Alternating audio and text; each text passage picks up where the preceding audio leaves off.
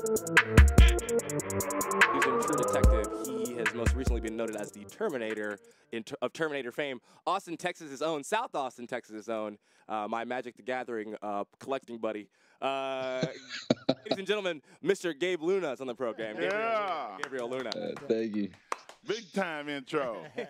It's not every day you get to talk I guess to a I should have Terminator. given you a little bit of an intro because you left out the Ghost Rider, man. Oh, you forgot. See, that was my shit. See, and that's why I asked you. I said, is there any, because I knew I was going to forget something. Yeah, Ghost Rider, of course. How could we forget Ghost Rider?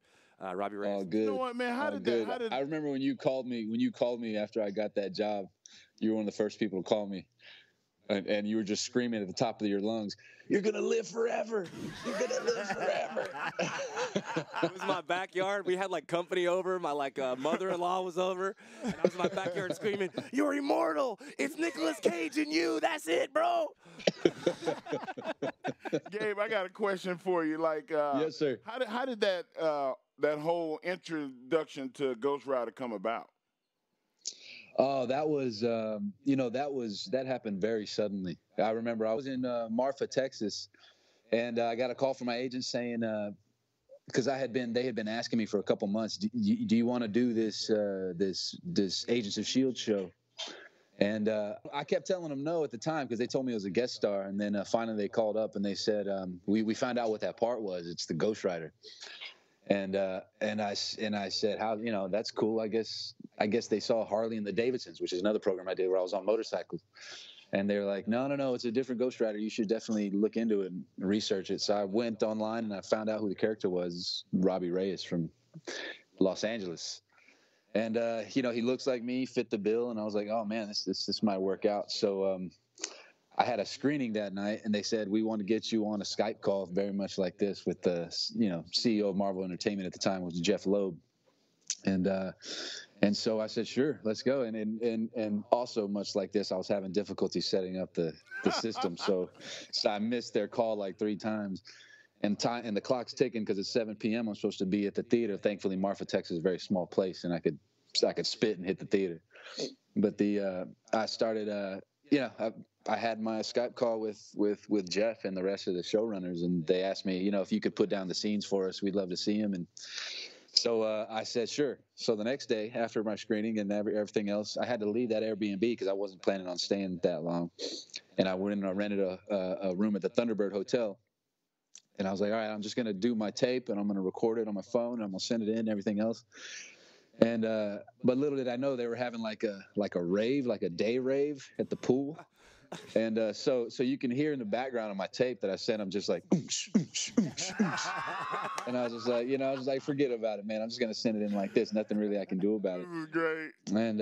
And they called me like 2 hours later and they said they love your tape. They want you to come back to LA. So I flew back and landed the next day and went straight from the airport to a meeting and sat with them, did the whole scene again for the showrunners and everyone. And day after that, they called me, said I had the job. So from the moment I found out that they wanted me to do the job to the moment I was actually performing the job was a week's time. Because wow. after that Sunday, I had about 5 weeks of preparation. I had the table read on Wednesday, and then I was shooting on Friday while the rest of the cast was at Comic-Con, announcing that I was going to be the Ghost Rider. I was actually working, squishing a Nazi with my car, like smushing him. Which is one of the first scenes that you see. I just kind of smushing this Nazi with the Hell Charger. Just smushing him. Anyway, that's what I was doing. Gabe, so yeah, from beginning to actually start work, it was a week's time, which was kind of sudden.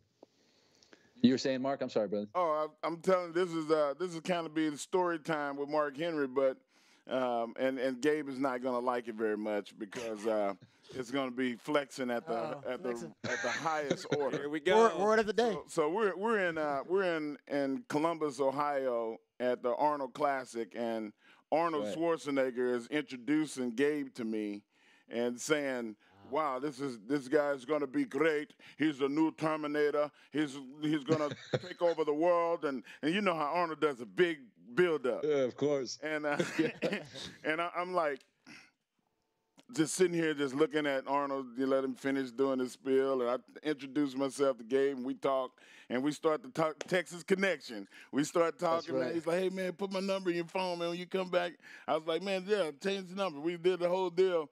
And then I walked off, and I told my buddy, I was like, you know that's the Ghost Rider, right? And the dude was like, what? And I was like, you never watch Agents of S.H.I.E.L.D? And he was like, no. We went back to my room and binge watched like 5 episodes of Agents of S.H.I.E.L.D. so he could see where the Ghost Rider segment came in. Oh, man. We Yeah, watched, I tell you, you honor me, Mark Henry. I tell you what, man. I remember that day, too. Meeting you was a big deal for me. My brother was with me. We were both huge wrestling fans. And you met my brother, Timothy. Yeah, I remember. And we saw you when we were younger. We were little. I think we saw you at Texas Land and Cattle or something. And we were too nervous to say hello. Did I eat off your plates? Fast forward to Columbus, Ohio, and I get to shake hands with you, which was just pretty amazing, man. Oh, stop. But you're right about Arnold. He's one of the best heralds. For somebody who's so incredible himself, he's one of his greatest superpowers is his ability to just to shine light on others and to raise them up to his level so that they can be the best that they can be. We call it the rub. When you get around somebody that's been a legend or they've established themselves in whatever field that it's in, and like I'm breaking the law right now being this close to Rod Bay. I got to scoot over a little. Like anytime I get a chance to rub elbows with Rod Babers, I feel like I'm getting the rub in the radio world he's been experiencing. I listen to Rod on the I listen to your podcast, man, the Horns podcast. Yeah, no doubt, Longhorn Blitz. You do. Yeah. Yeah, you're great, man. You just really great. I have a good time listening to that one. I think he should change his name. You should change his name Here we to go. Papers. Change his name to Papers because normally Rod has got a stack of papers, 3 feet off the floor, and he just scrolls through just like. It's amazing to watch him work. If you ever come to Austin and you're able to do the show with Rod, like you will be amazed. Like he's very well prepped and prepared. Man, you got open invitation. Right on. Know that. Right on. I want y'all to see this, just so you can understand. Rod, can you break out the papers? Okay. Like I want to call papers. We brought papers with him. I want to call him Rod Papers Babers. Oh man, how you gonna be calling me? Come on, man, pull them out. Rod Papers. Let's see the papers, man. I'll show y'all some of this, man. It's a sickness, really, man. But it's kind of organized. You know what I'm saying? It's all my research like that. You know what I'm saying? So. Yeah, man, it's a problem. Hey, man, Rod. I don't trust technology, okay? I got trust issues. Hey, Rod, just turn to a random page. Just turn to a random page and read us what's on a random page. Read the first line of a random page. What do we got there? These are Belichickian coaches. You don't want to hear about Yeah, no, I absolutely want to hear. Who are they? Who are they? Who are they? Yeah. Come on now. Who are the Belichickian It's like, no, this is my content. Okay. Man, you know Babers when he got his report card and notifications, they took copious notes. Okay, anyway, you don't want to hear this crap, man. Trust me. Basically, I do. No, you don't. I'll give you the short story. All right. There are 8 coaches, actually 9 coaches in the NFL who have coached at the college or the pro level in more than one phase of the game, special teams, offense, or defense. Belichick is one of those coaches. It's what makes him so good. John Matt Harbaugh. Rule, Pete Carroll, John Harbaugh is one of those guys, right there, and Mike Tomlin's one of those guys. Right. They're the best coaches in the NFL. I don't think that's a coincidence. I think it's because they have more knowledge about the overall game than others because they've coached in more than one phase. They've been in the special teams room, defensive room, offensive rooms. Most coaches As the head. As an assistant when they were because I think Belichick coached with Detroit Lions. Special teams with Cleveland, right? Cleveland, and then he with the then Giants. defense coordinator. Yeah, and he was a D coordinator with the Giants, also a special teams coach. So my point is, if you get a guy like that, then they can help. Belichick can help Tom Brady figure out what the defense is trying to do to him. Right. And he can go flip over on the other side and go talk to his defense about what the offense is trying to do to them. You know what I mean? They're one of those guys. Right. And that's the kind of coach I would hire. That's basically what the Let's hear it for papers. Get out of here, man. I appreciate that. Wow. Rod It's a Papers, problem, man. baby. It's a problem. Rod, I feel like that kind of goes hand in hand. Somebody who's like that is probably just naturally somebody who's just like somebody like Belichick who's constantly just working on everything, obsessed, right? I wonder what his marriage is like. I wonder what his home like. He's not married. He's not. He's He married has to a the game. girlfriend. I think he's divorced. He has a girlfriend. Got some sons. Belichick, yeah. Wow. His son's in the on the staff now, right? Two of them are. Two of If them. he loves sports like that to where it's a sickness, then he'll put that above everybody and everything. Yeah. And it's hard to live a life. I mean, I wrestled for 24 years and I quit because I was missing everything because my kids were getting at the age where they were doing stuff and then it would make them cry because I wouldn't be there. Right.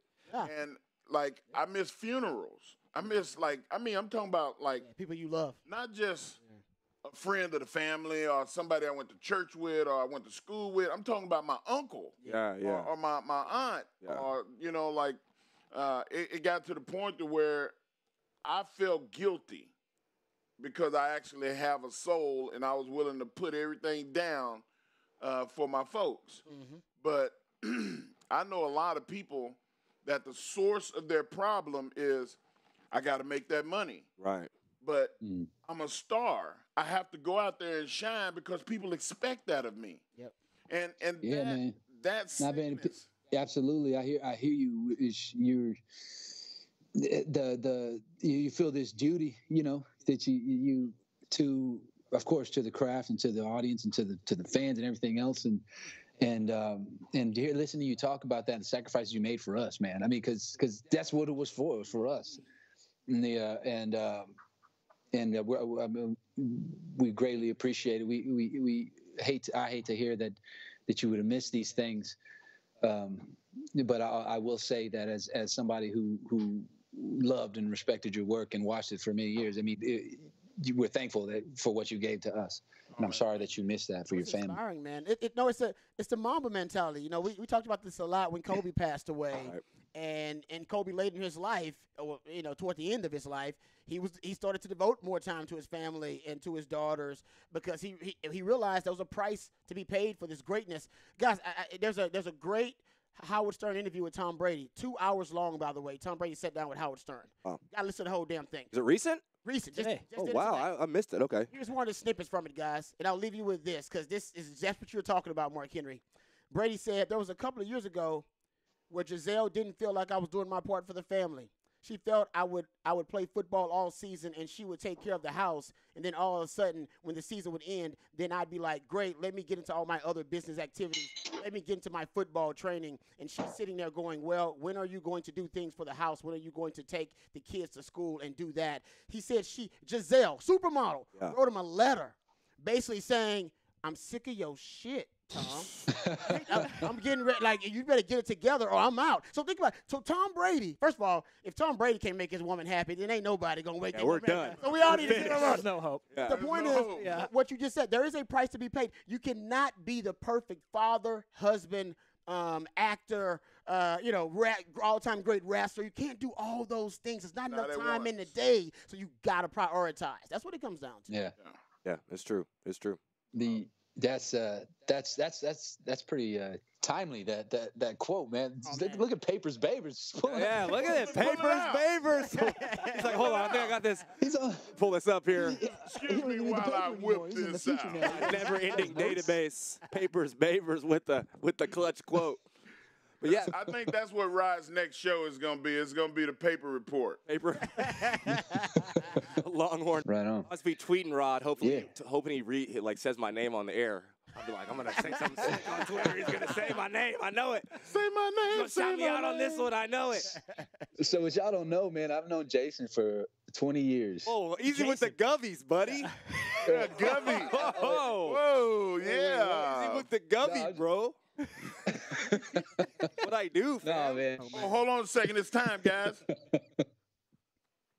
A little Sandy time. A little Sandy time. Oh, let's do that. In there, get some Sandy. Sandy. Boom. Sandy time. Listen, everybody watching the show, I want to make Hold on, sure. I got to join in. Right. I want to make sure everybody There we go. Hey, keeps your hands and while we're doing some clean. hand sanitizer, let's get a little Bluebell ice cream theme music. Yeah. Bluebell ice cream, what a perfect way to say. Have yourself a Bluebell country day. Oh, you do know Betty Blackwell? Oh!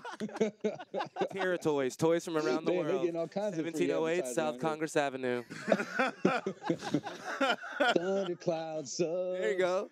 Thunderclouds.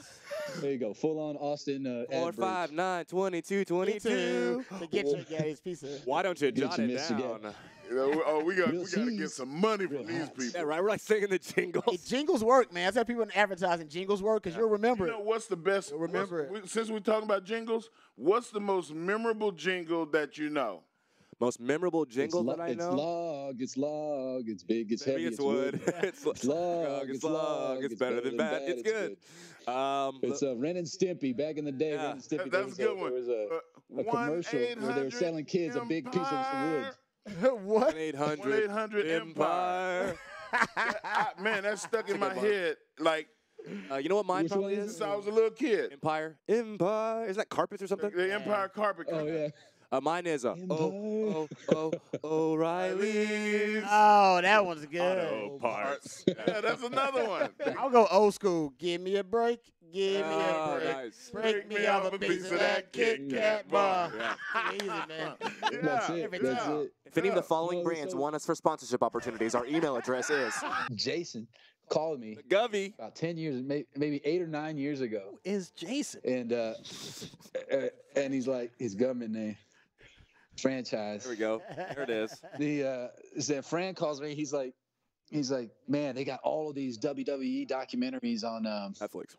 It was on Netflix at the time or something. No. And dude, it was everything. It was everything. They had one about Von Erichs. They had one about the Hart Foundation. They had one about every region and all of the regionals and outfits and what they just. Territories. I mean, I got a complete, full encyclopedic education about wrestling in about 3 months' time. Just going back in and I mean, I knew of all these characters and all these great athletes, but it wasn't until just seeing it all like that compiled. And kudos to WWE for getting that done and just really putting together all that because they did a really fine job in terms of, Were you able to informing watch- people as to where it all is sourced. Gabe, were you able to Go watch WrestleMania? On Sunday, Yes. this past one, no, I didn't catch it. I didn't catch Otis, baby. Otis, baby, but I caught- want Raw. I caught to that. talk I to caught you that, again that about it. Apollo Lashley fight on Raw. Oh, yeah. Yeah. That was like 30 minutes. It was like I think it was like 3 commercial breaks. Yeah, The Undertaker was pretty good. and AJ Styles did a boneyard match that was recorded and shot like a movie. And Oh, really? yeah, and you got to see it. It was groundbreaking in the sense that now you realize that it can be done, and it's been done before, just not at that level. And They shot it cinematically the whole way through. we huh? shot a whole cinematic feature on it.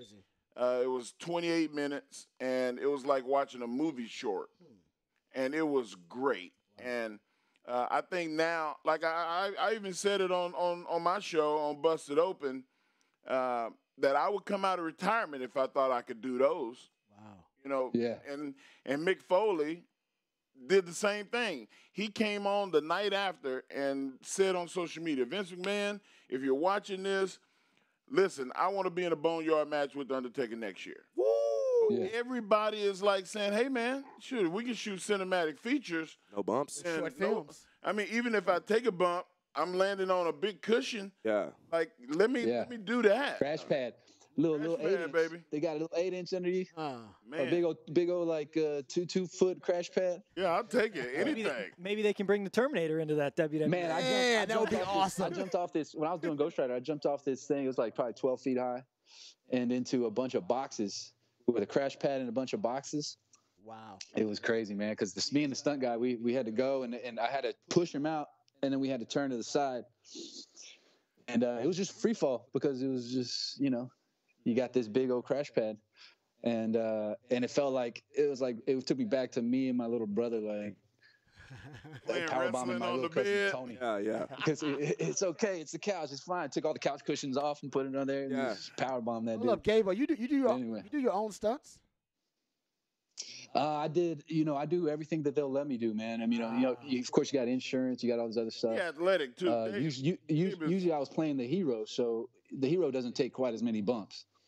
And so you get to do all the combat, whatever you need to do, all the running, all the jumping, wire work, anything that was required. I was physically able to do it. Especially on TV, you can do it. On S.H.I.E.L.D, I can do it much more successfully than on a big production like Terminator. Terminator has a lot more time and a lot more manpower. And but sometimes when you're working on television, just for time's sake, in order to turn around the shot and get it, so you can turn around and do something else, you can weasel yourself into certain situations that maybe otherwise they would say, no, you can't do that. So yeah, I got to do a lot of the driving and a lot of stuff that I wouldn't have done otherwise if we weren't under such a time crunch when I was doing the Ghost Rider. That's awesome. And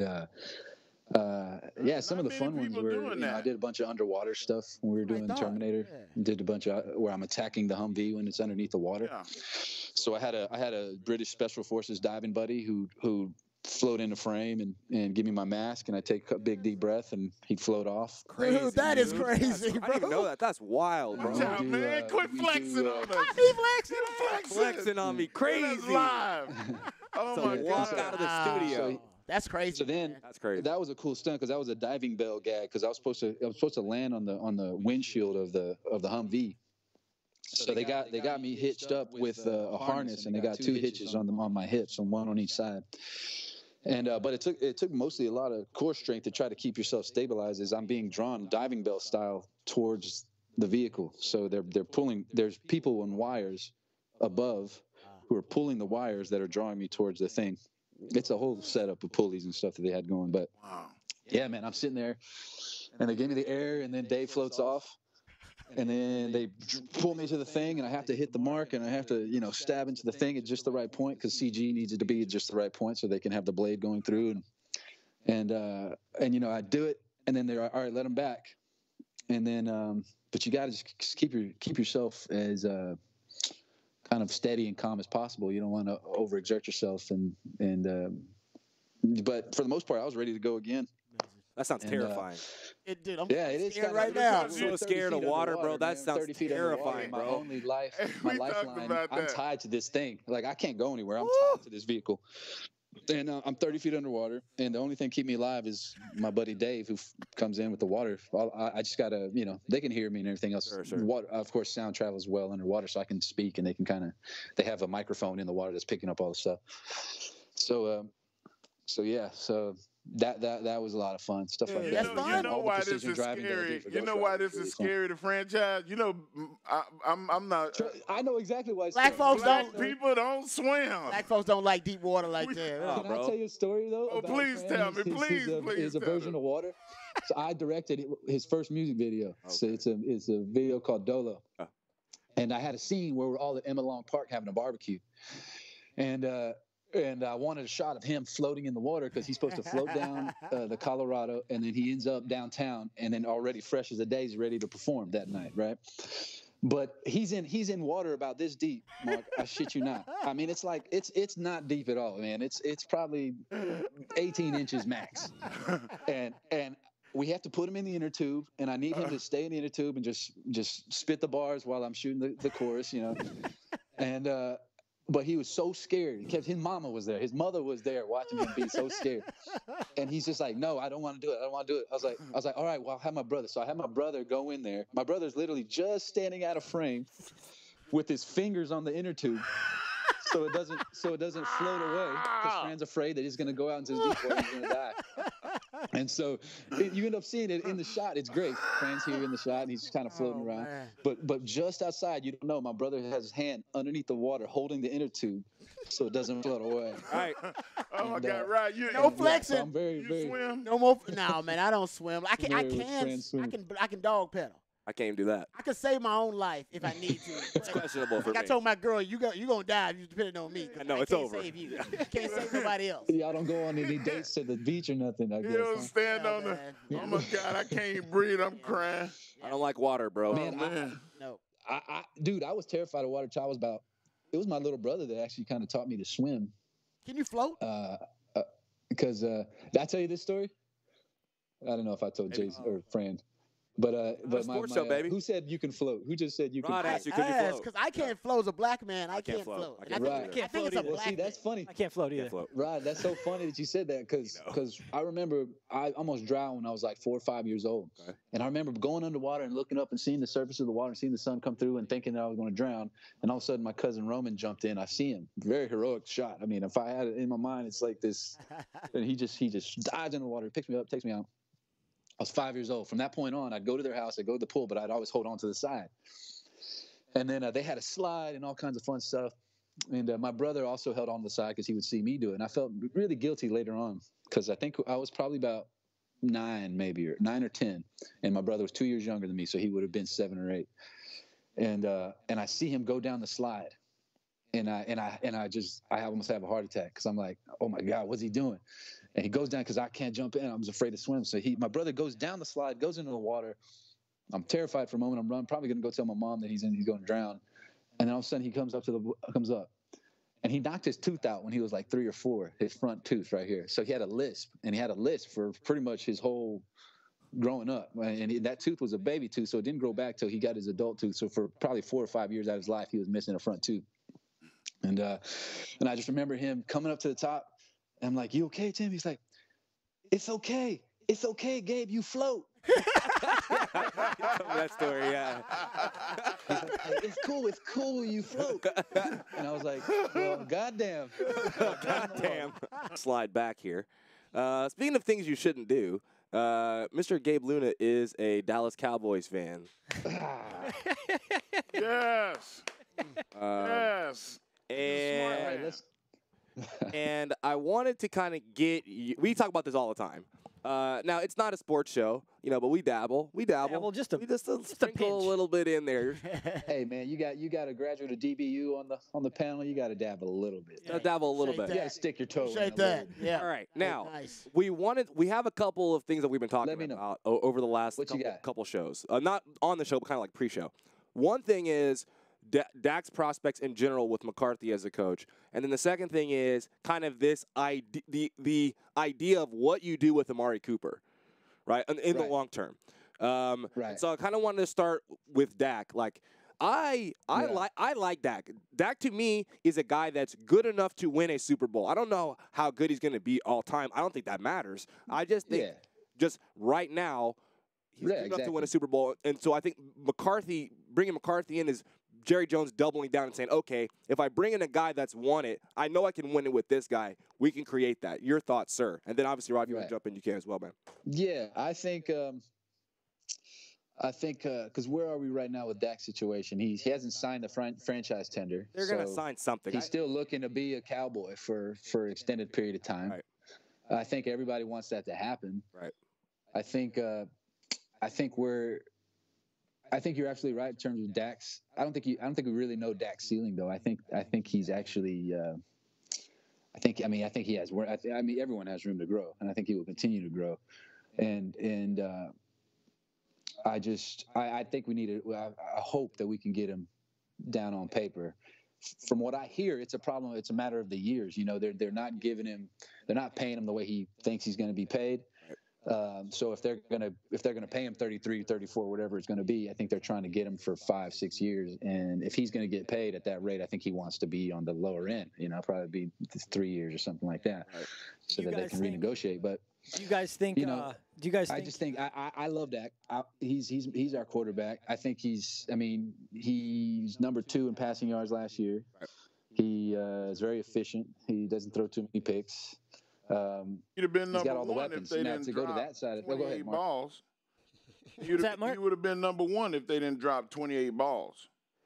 There you go. On top of that. So and Amari, and in terms of Amari, all right, go ahead. Who's that? real quick on Dak.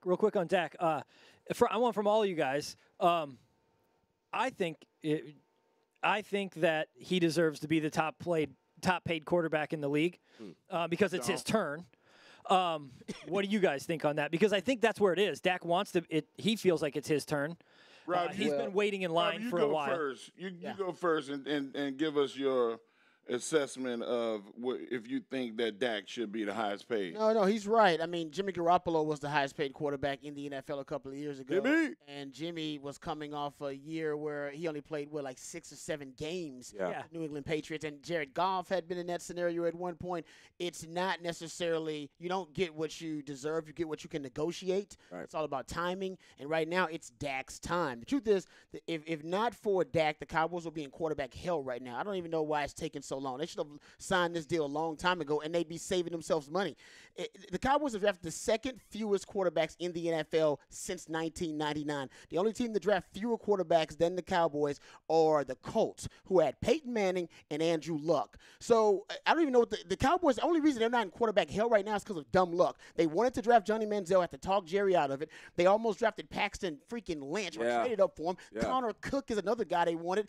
They lucked up into Dak. This is a happy accident. So they're lucky to have Dak. And the thing about before Dak, you just have Tony Romo, who's an undrafted free agent as a starting quarterback in the league, which never happens unless you're Kurt Warner. Yeah. So my point is the Cowboys are lucky to have Dak, and they should sign him as soon as possible. It's crazy. Otherwise, they could piss him off, and he could turn into Kirk Cousins and then franchise him and then end up leaving later on. You don't want to do that. Tell him, Rod. Come to death row. Come to the Tell 'em. Niners. What do you think, Mark? Listen, man, I was mad that they didn't sign him year before last because the money was so on point. It was $26 million, and now it's 35. It's not 32, 33. It's 35. That is the number now. So, do you want to do Dak for $35 million for 4 years, or do you try to lock him away longer than that? But Dak apparently does not want to be locked away for 4 to 5 years. Yeah. He wants a 3-year deal for 36, and it's $1 million. $3 million is nothing to Jerry Jones. The money is not the issue; it's the years. They want to be able to have at least an option year after the 3 years to say, well, it's not going the way we thought it should. Let's trade him and get something for him. Dak don't want that. Dak wants, I want a guarantee, and I want this, so when the collective bargaining comes up again in 3 years, the money will go up, and now his contract may go from 35 to 38. Yep. Yeah, or but 30, or 40 million. Yep. Dak's not unique in that situation, right? Like Jimmy G wanted it and got it. Jared Goff wanted it and got it. Kirk Cousins wanted it and got it. And nobody, like, it wasn't this big of a deal when those guys wanted it and got it. Now, since Dak's wanted it and should have gotten it now for the past 2-3 years, it's this. It's thing. Jerry, man. Is that on Jerry don't want to be wrong. Jerry don't want to be wrong. And he knows he missed the boat on getting the deal. Like exactly as Mark said, he missed the boat on nailing him down for $26 million a year. And now it's just like I think he feels like he's chasing it and throwing money at it. Yeah. When he and I think that hurts his pride. But to answer the second part of your question, I don't want to move on from the Dak because I think it's all connected anyway. I want to give my answer too. Don't. Then what are you going to do with? Now, what are we going to do with Amari, right? I mean, did they do we have 2 franchise tags with the new CBA? They give them 2? They were just negotiating to where they have 2. They have 2 franchise tags. Yeah, I don't know if it actually came through yet or not on the new CBA, but it did. Okay. You could be franchised 2 years in a row. Yep. And that sucks because you get an average of the top 4 or top 5. It's a top 5. So if you do an average of the top 5, he'll still make $34 million. Yeah. And but like I said, $1 million is nothing to Jerry Jones. He might as well just we'll just round it up and to $35 million, and we'll do that 2 years in a row. But after you franchise somebody 1 year or 2 years, they're going to be like, well, there's no reason for me to stay here. I'm going to put myself out there to go to the highest bidder, and that's what's going to happen. It's going to suck because I want Dak to be the quarterback until he don't want to be the quarterback no more. Or he can't be the quarterback no more. Man, I tell you what, when I first saw Dak, I was here in L.A. First game he played at the Coliseum. They had a preseason game against the Rams. And I was sitting there with my buddy Vince, and I was watching this kid. Dude, Romo came in for a series, and then it was Dak's show. And this dude was throwing 20-yard outs on an absolute laser beam.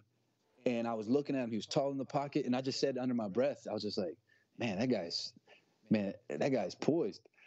And then a Rams fan heard me say it, and he's like, yeah, man, that guy looks like he's got it together. Like, it was obvious to everybody, just eyeball test to the opponent, to anybody watching, that this guy is incredible. And he hasn't done anything to prove otherwise. I mean, when you look at the numbers and so it is a great mystery as to why he's not been signed, and everyone has their opinions, and eventually I think it'll get done. But I hope that not too much damage has been done to the goodwill between him and the team, because it's just he's our guy. He's America's team's quarterback. I got a question for you, Gabe, and for Rod. Yeah. Do you think that Mike McCarthy will be able to do more with Dak than they have been able to do with him in all the time that they've had Dak so far? Yeah, I mean, I do, and Jason Garrett had experience as a quarterback, and I'm sure, the clapper. All right. Of course, he's an experience in the league at the position, and knows the franchise, but when it comes to X's and O's, teaching the quarterback position, from what I've known of Mike McCarthy in the past, and what I've seen him in his quarterback camps, and what I've seen him do in his time off in this last year, and from what they've tracked him and followed him as he kept his entire coaching staff together and continue to work and analyze tape and continue to strategize for the upcoming season should an opportunity be given.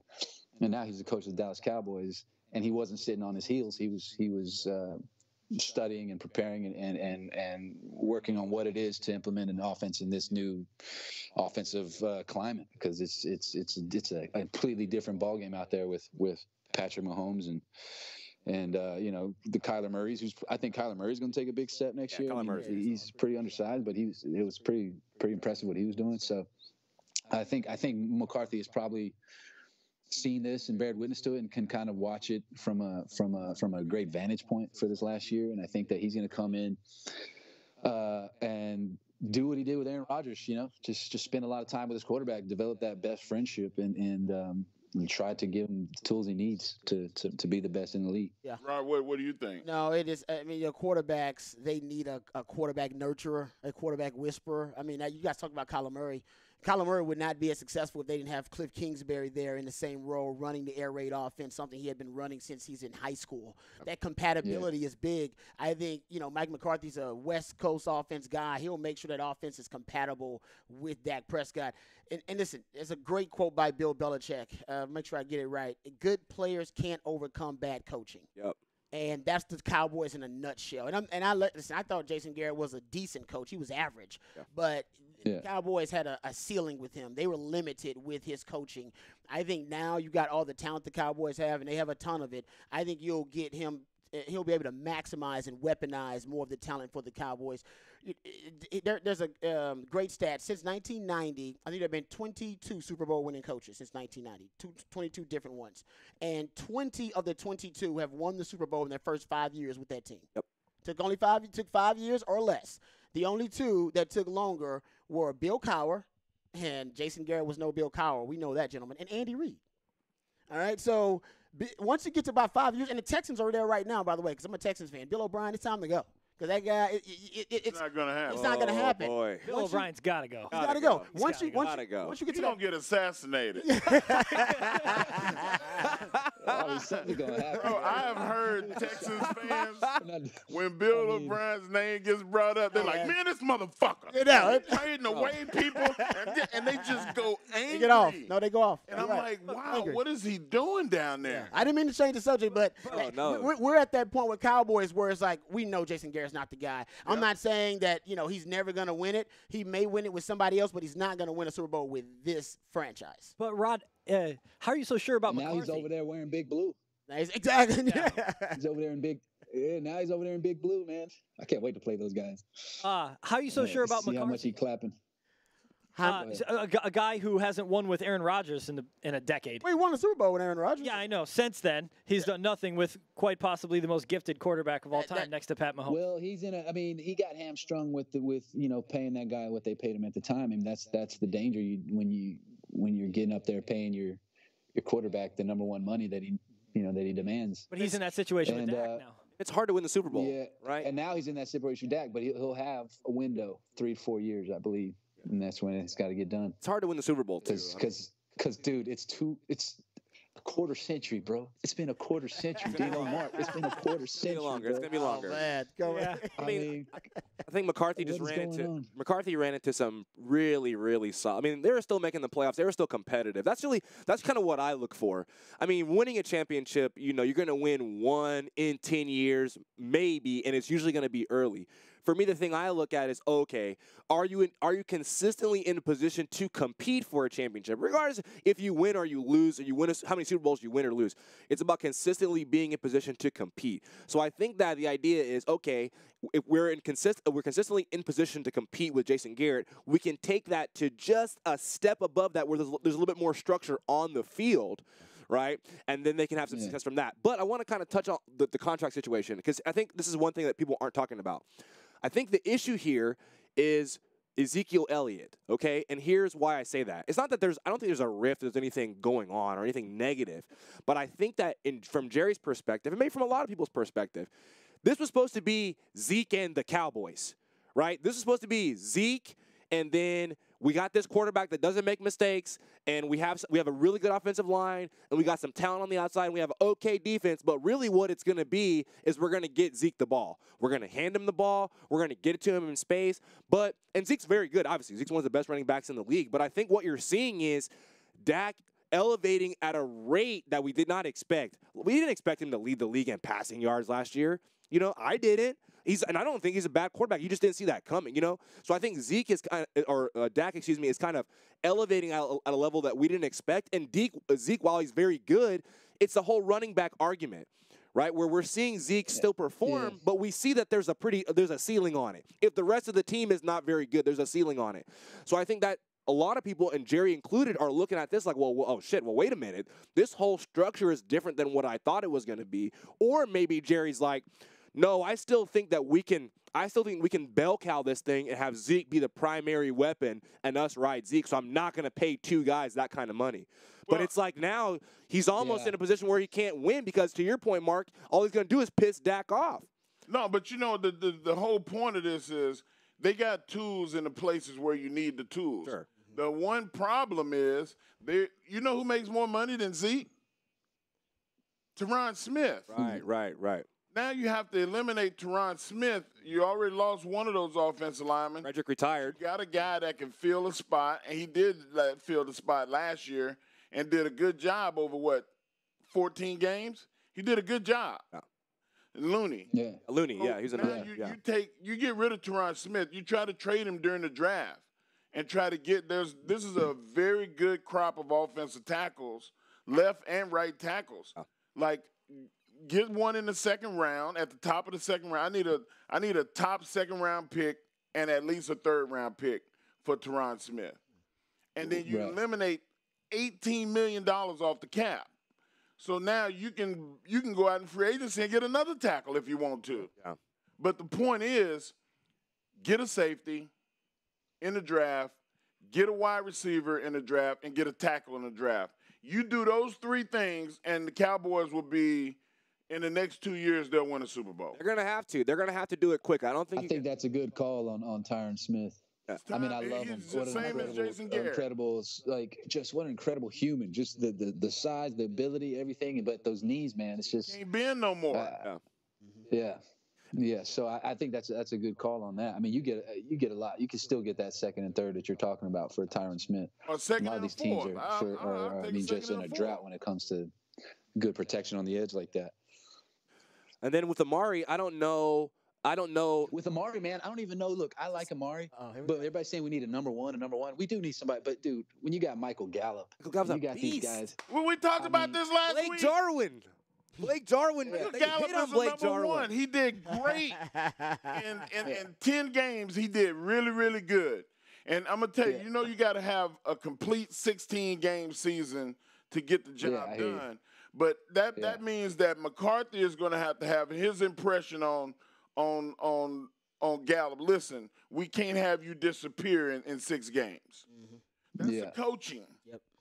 Like, we're going to throw you the ball. We're going to get you the ball in space. We're going to throw screens. The Cowboys don't run tunnel screens. Why? Because Kellen Moore's the OC. That was their offensive structure still is bad. And that's a problem, right? Like, that's an issue for me. Like, okay, so now Michael Gallup made his hay running screens, and they didn't throw him hardly any, maybe 1 or 2 in a whole season. Get out of here. It's the coaching. It's the offensive coordinator not putting together something that fits the talent. If I'm going to make gumbo, I want all the ingredients to make gumbo. Don't give me food. Always back to food. I gotta take it back to food, Gabe. I love food. If I'm gonna make chicken soup, then I'm gonna make chicken soup. Mark, how you start a gumbo? Hey, we were just laughing at me. Well, you gotta make a roux. make a roux first. You gotta make a roux. Once you get the roux right, then you can start adding the filet, right. which is sassafras, ground up sassafras. Just so you know, I'm not. Oh, that sounds delicious. I'm not talking over my head. I know what I'm talking about here, sir. Speaking of bun, you should do like him, and you should do because he does trill meals. Like, he'll go on his Instagram, do trill meals, and he cooked up a gumbo a couple days ago. Brilliant. He does like fried pork chops. I'm gonna have to look into that. I'm gonna have to look into. I got some meals left in me now. Yeah, man. But the Cowboys are we gotta talk wrestling too at some point. Oh, we're gonna talk wrestling. This is crazy, man. These guys have made so many colossal mistakes. So many. I remember when Gallup came out of college, and every video they showed of him was him getting the screen, boom, and gone. Yeah. And now you got this guy, you don't do it. Amari Cooper, whenever he faces a big-time corner, he disappears.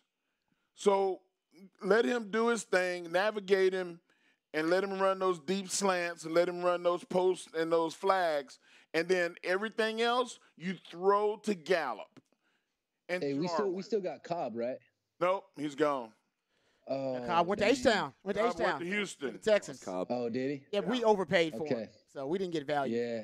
I think the Cowboys should go get Duvernay. That slot guy has been. I mean, we need to get Dak because that's been really clutch. I mean, I was sad to see Cole Beasley go.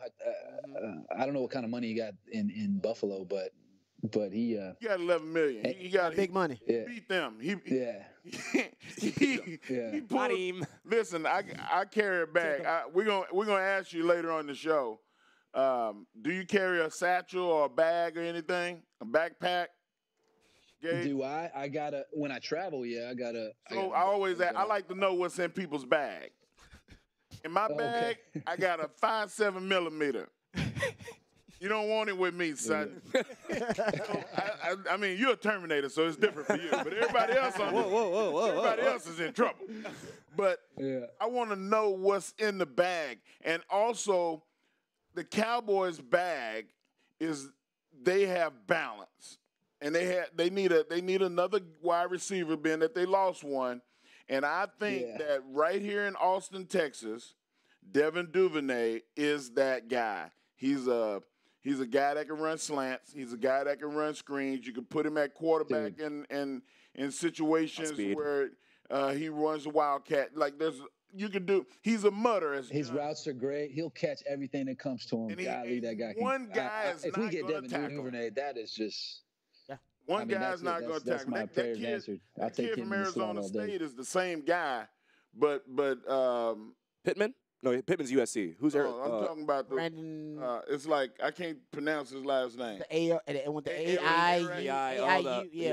my Nigerian dude, maybe a Nigerian dude. Yeah. Like Ayaku or something. Ayaku or something. I'm sorry for butchering. We are. The black people are butchering it the most. You know, if a black dude can't say it, they made that name up. Nobody never heard that. Govey. I think Duvernay would be like on some Key and Peele or what? Marius Tacteratrix. Squarius Green Jr. Teaser 12 washing beard. Oh my God. This is Voiceful Loiceraptor Maloish. guys, this has been an unbelievable show.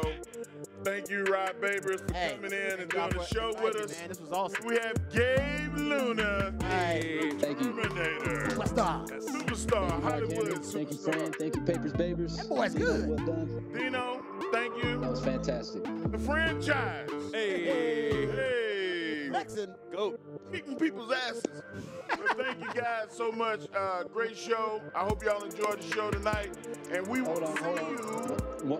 One last flex. Everybody been Last flexing. flex. Oh! Relax flex. Get him. Oh!